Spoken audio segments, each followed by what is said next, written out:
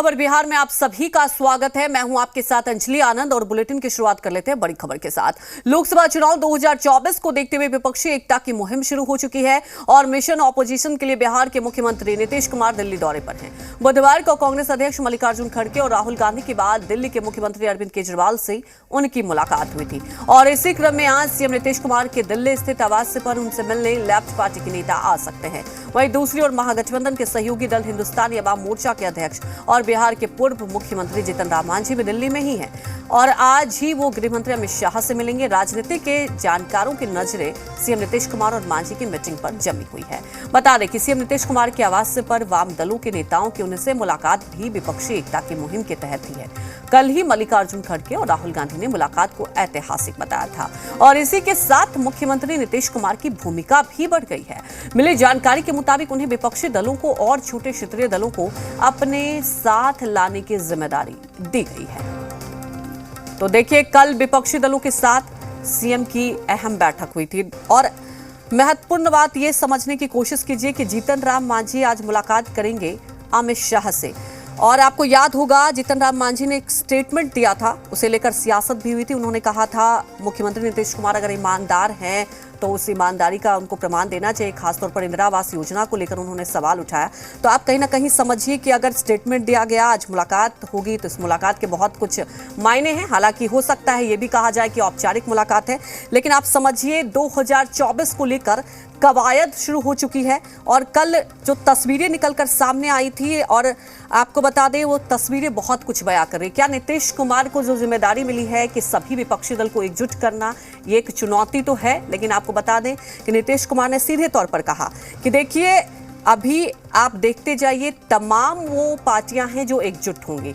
और आपको बता दें कि राहुल गांधी ने सीधे तौर पर कहा कि देखिए कि ऐतिहासिक है और विपक्ष एकजुट होगा। और सबसे बड़ी बात, सबकी निगाहें थी कि क्या आम आदमी पार्टी मिल पाएगी। लेकिन कल जो मुलाकात हुई और अरविंद केजरीवाल ने भी सीधे तौर पर कहा कि देखिए ये जो मुलाकात हुई है इसके कुछ मायने हैं। और सीधे तौर पर कहा जा रहा है कि देखिए एक केंद्र सरकार जिस एजेंडे के तहत काम कर रही है और उस मुद्दों को लेकर खास तौर पर अब विपक्ष को एकजुट होना होगा। तो क्या अगर 2024 चुनाव की बात करें जो अभी तक पटकथा लिखी जा रही है, तो 2024 में भारतीय जनता पार्टी बनाम सभी पार्टी एकजुट हो पाएगी, एक बड़ा सवाल बना हुआ है।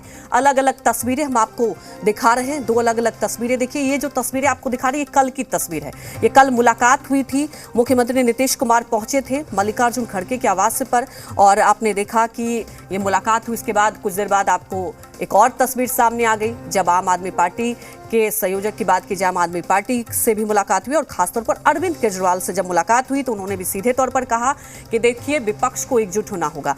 और एक बड़ा सवाल बना हुआ है कि क्या तमाम विपक्षी पार्टियां एकजुट होकर बीजेपी का मुकाबला करेगी, क्योंकि कई बार ये कवायद की जाती है और उसका असर और यूं कहें कि जमीनी स्तर पर कुछ खास असर दिखाई नहीं देता है। लेकिन इस बार क्या ये संभव हो पाएगा, और ये जो संभव हो पाएगा या नहीं ये तो वक्त बताएगा। लेकिन आपको बता दें कि मुख्यमंत्री नीतीश कुमार को एक बड़ी जिम्मेदारी मिली है। और आपको बता दें कि कल जब ये मुलाकात हुई तो राजनीतिक गलियारों में भी अलग अलग रिएक्शन आए, अलग अलग इसे लेकर बयान भी सामने आए। और आपको बता दें कि सीधे तौर पर ये कहा गया कि हम लोग कोई महत्वाकांक्षा को लेकर विपक्ष एकजुट नहीं हो रहे, क्योंकि देखिए एक सवाल तो पूछा ही जाएगा कि आखिर पीएम कौन होगा।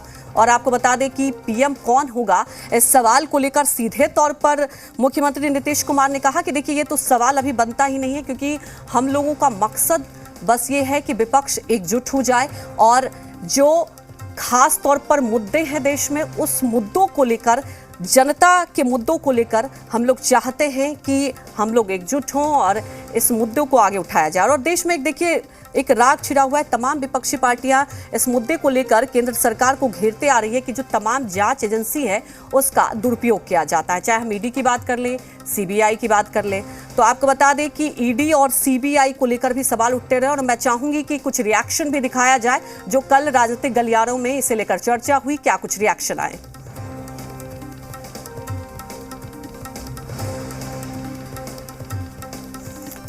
तो आपको बता दें कि रिएक्शन भी आए थे और कल आपने सुना भी होगा और कल आपने तमाम सोशल मीडिया से लेके हर जगह सुना होगा कि किस तरह से रिएक्शन आए थे। और सबसे बड़ी बात यही है कि अब ये जब राजनीतिक गलियारों में चर्चा तो हो रही है, ऐतिहासिक बताया, खुद राहुल गांधी ने ऐतिहासिक बताया। देखिए, एक बड़ा सवाल बन रहा था जब मुख्यमंत्री नीतीश कुमार ने ये मोर्चा खोला था कि अब विपक्ष को एकजुट करना है, तब एक सवाल उठ रहा था कि क्या कांग्रेस साथ आएगी।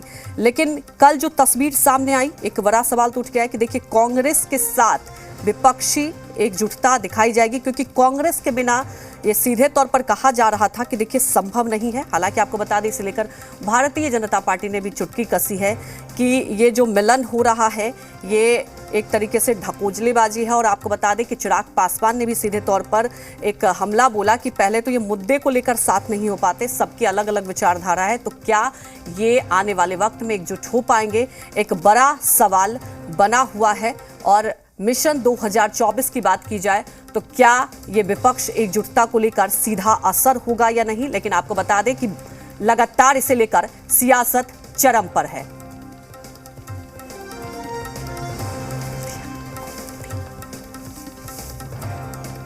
तो आपको कुछ देर पहले अभी मैंने जिक्र किया था कि जीतन राम मांझी की बात की जाए तो जीतन राम मांझी ने सीधे तौर पर निशाना साधा था। और आपको मैंने अभी कुछ देर पहले इस बात का जिक्र किया कि देखिए, जब जीतन राम मांझी ने इस बात का जिक्र किया था कि नीतीश कुमार अगर ईमानदार हैं तो उन्हें खास तौर पर इंदिरा आवास योजना को लेकर जांच करानी चाहिए।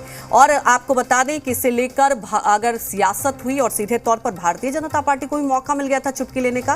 लेकिन पहले आपको सुनाते हैं कि जीतन राम मांझी ने आखिर क्या कुछ कहा था। अगर तनी ईमानदारी हो नीतीश कुमार जी तो इंदिरा आवास के लिए वो तो कमीशन बना दा कि जितना इंदिरा आवास इधर 15 वर्ष में होलो है, कितना लाभार्थी के मिलल है कि न मिलल है, सब मिलो है, गलत आदमी को मिलो है करीब 90%।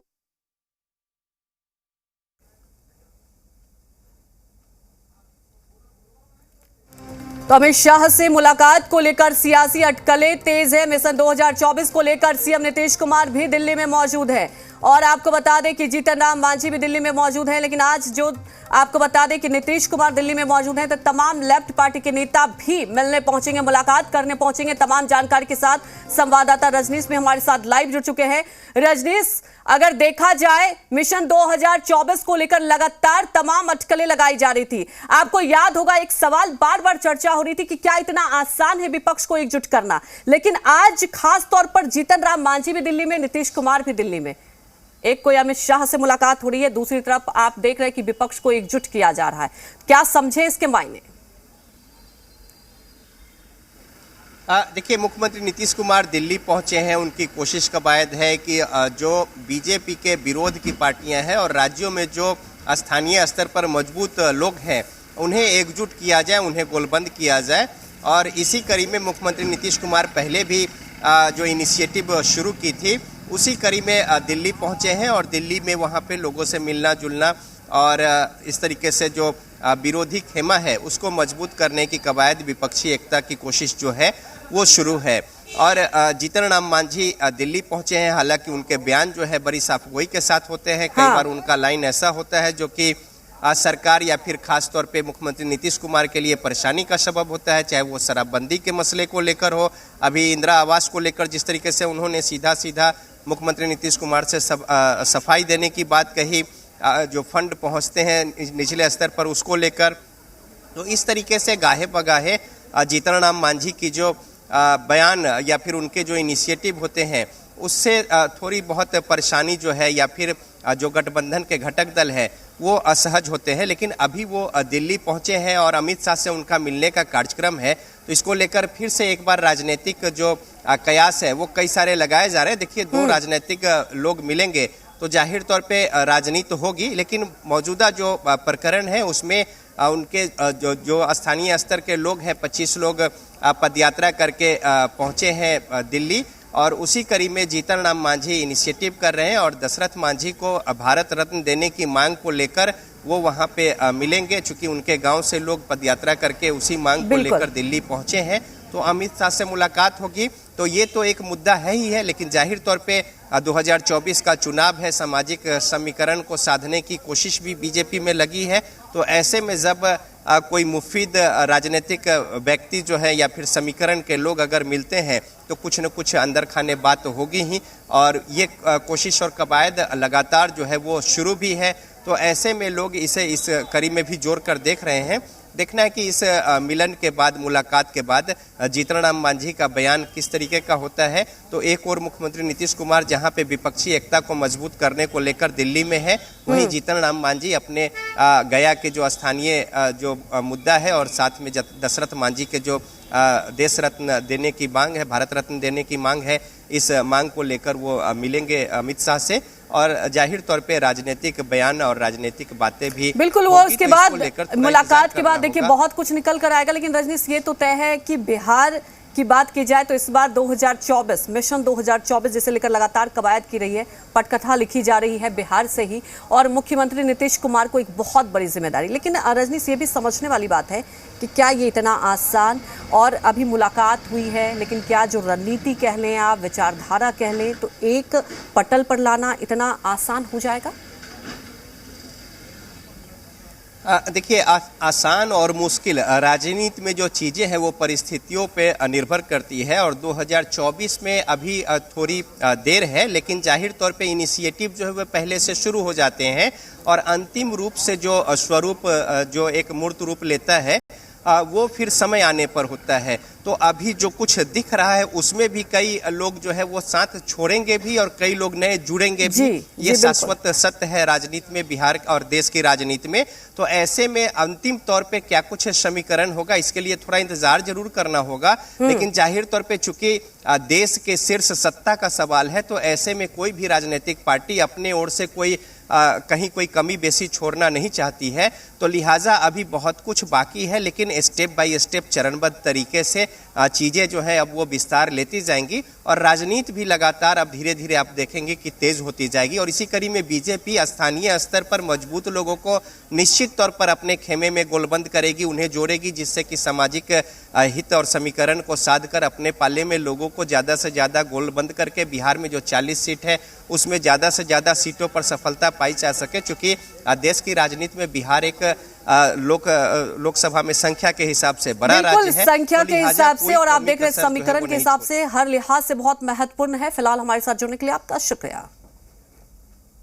तो आपको बता दें कि विपक्षी एकजुटता को लेकर क्या कुछ रिएक्शन आ रहे हैं राजनीतिक गलियारों में, आइए आपको वो भी सुनवाते हैं।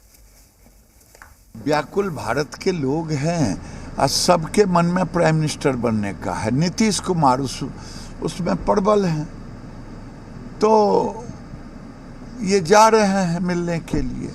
खड़गे साहब की खुशामद कर रहे हैं, राहुल गांधी से बड़ी मुश्किल से अपॉइंटमेंट मिला।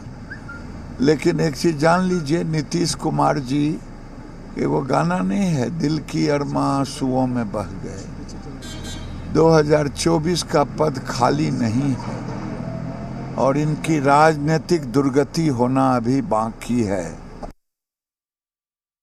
विपक्षी एकता होगी और एक मंच पर सारे विपक्ष के लोग आएंगे और बीजेपी घबराहट में तरह तरह की बातें कर रही है और हर हफ्ते अमित शाह का दौरा बिहार हो रहा है। तो कहीं ना कहीं छटपटाहट है विपक्षी एकता से, और ये विपक्षी एकता और सारे लोग एक हो जाएंगे तो धराशायी ऐसे ही हो जाएगा ये। और बीजेपी मुक्त भारत चाहती है, जनता, देश की जनता चाहती है। नीतीश जी, तेजस्वी जी दोनों आज खड़गे जी से और राहुल जी से मिले हैं। अब कल के बाद बाकी लोगों से मुलाकात जो है शुरू होगी। तो ये शुरुआत हुई है। अब शुरुआत को ही ये मान लेना कि नहीं साहब पूरा हो गया, हम इसको ठीक नहीं समझते हैं। अभी बहुत लंबा सफ़र है और ये कोई साधारण काम नहीं है। दरबार नहीं, विमर्श का लिए लोग इकट्ठे हुए। दरबार तो मोदी और शाह के, शहनशाह के दरबार में लोग आते हैं और कुछ बोल भी नहीं पाते। कुछ बोले तो नौकरी या मंत्रिमंडल से हटा दिया जाता है। हमने देखा कईयों को, कई बेरोजगार पूर्व मंत्री घूम रहे हैं। तो दरबार वहाँ होते हैं। हमारे यहाँ विमर्श के लिए लोग आए, विमर्श पे बात हुई। और आपने कहा क्या अपोजिशन यूनिटी, हम तो हमेशा कह रहे हैं लाइक माइंडेड पार्टीज़ को साथ में आना चाहिए। और दिन ब दिन हमारा जो कुनबा है वो बढ़ता जा रहा है। मोदी जी का कुनबा घटता जा रहा है। दिन ब दिन लोगों का विश्वास कांग्रेस पार्टी और अन्य लाइक माइंडेड पार्टीज में बढ़ता जा रहा है। मोदी जी के झूठ और असत्य से लोग परेशान हो चुके हैं। रुकते एक छोटे से ब्रेक के लिए, जल्द हाजिर होंगे।